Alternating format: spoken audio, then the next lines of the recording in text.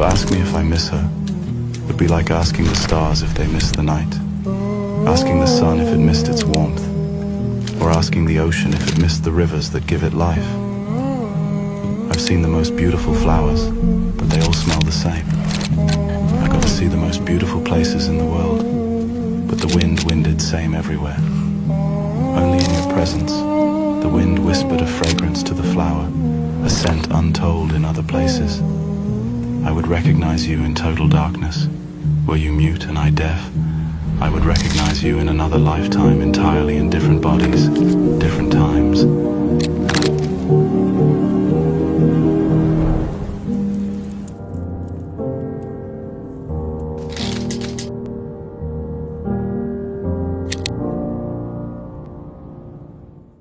Everybody loves somebody sometime.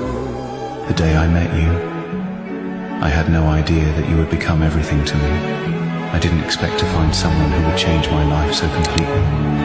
With every day that passed, you became more than just a person I loved. You became my reason, my hope, my light in the dark.